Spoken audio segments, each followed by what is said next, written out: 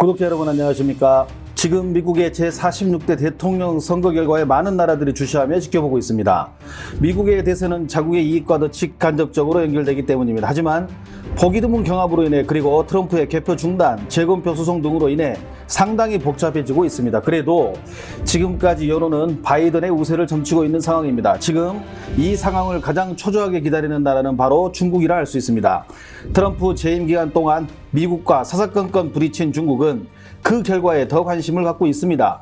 트럼프의 대중국 정책은 우리가 많이 알고 있기 때문에 오늘은 반대로 바이든의 대중국 정책의 방향과 바이든을 바라보는 중국 네티즌들의 반응을 소개하고자 합니다. 많은 사람들은 트럼프가 재선돼야 중국을 다룰 수 있다. 친중국 성향의 바이든이 집권하면 중국을 막을 수 없다고 말을 합니다. 하지만 정작 전문가들의 의견은 그 반대입니다. 쉽게 말하면 늑대를 피했더니 호랑이를 만났다고 볼 수 있습니다. 많은 이들은 오바마 행정부에서 부통령으로 8년을 지낸 바이든이 집권하면 중국의 우호적이던 버락 오바마 행정부 초기만을 생각해 미중 관계가 유연하게 돌아갈 것이라고 전망하고 있지만 이는 크나큰 착각이라는 것입니다. 지난번 항미 원조로 BTS 공격의 시발점에 섰던 황구시보의 편집장 후시진은 중국 지도부의 속마음을 대변하는 걸로 유명합니다. 그는 중국 누리꾼은 트럼프가 연임하길 바란다. 트럼프는 미국을 괴팍한 나라로 만들어 전 세계가 싫어하게끔 해서 중국의 단결을 돕고 있다고 말했으며 중국의 국제문제 전문가들은 바이든의 대중정책은 트럼프보다 합리적이고 실용적이며 트럼프는 즉흥적이고 자신의 기분에 따라 쉽게 결정하는 반면 바이든은 철저히 계산하고 대비하여 외교를 펼친다고 말하고 있습니다. 또한 중국의 다수 전문가들은 바이든은 트럼프 행정부보다 중국에 훨씬 큰 위협이 될 것이라고 입을 모으고 있습니다.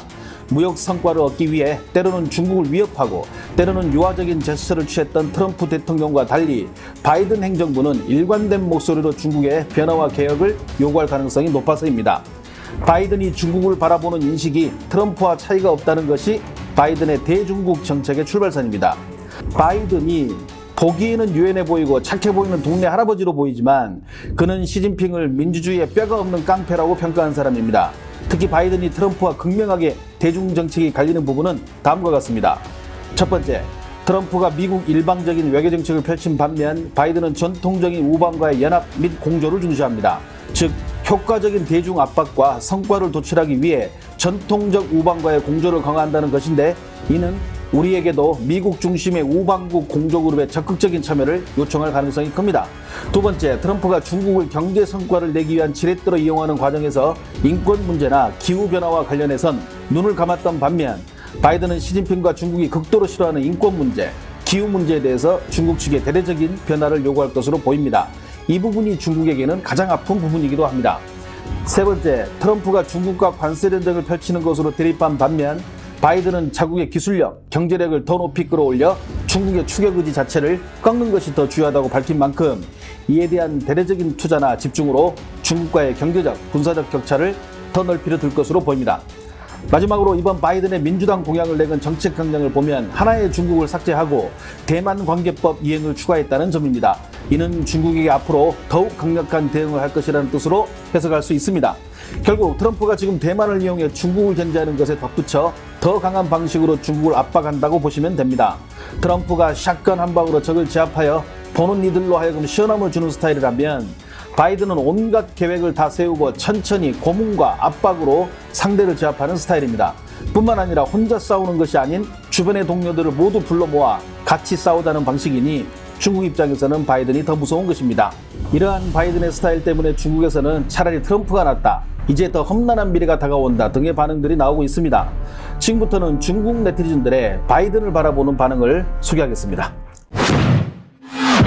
걱정 맙시다. 올해 바이든이 나이가 몇인데 재임 기간 동안 3년 안에 무슨 일이 발생할지도 모릅니다. 부통령이 직위를 물려받을 수도 있어요. 오바마 시기 때 중국이 가장 빨리 발전한 시기였는데 그러고 보면 트럼프보다는 좀 좋지 않을까요? 다들 바이든이 전쟁 미치광이라는 것을 모르나 본데 중동이 그 때문에 박살이 났고 시리아에서는 50만 명이 죽고 수많은 사람들이 난민이 됐습니다. 바이든이든 트럼프든 모두 중국에게 조치를 취하는 것은 같습니다. 단지 방법이 다를 뿐인데 바이든이라는 사람 그 자체가 중국에게는 위협적입니다. 어차피 바이든도 매파입니다. 전부 우리를 죽이려 들죠. 미국의 환상을 품고 있는 중국 사람들은 정신 차려야 합니다. 이제 환상은 던져버리고 전투를 준비할 시간입니다. 이성적인 사람과 교제하는 것이 미치광이보다는 좋은데 그래도 좀 불편한데 어떻게 하죠? 미국 사람들도 참 힘들겠네요. 두 노인네 모두 정상은 아닌데 바이든도 진짜 고약한 사람인데 올해 78세인데 언제 생을 마감해도 한창 나이에 죽었다고는 말 못할 것 같군요.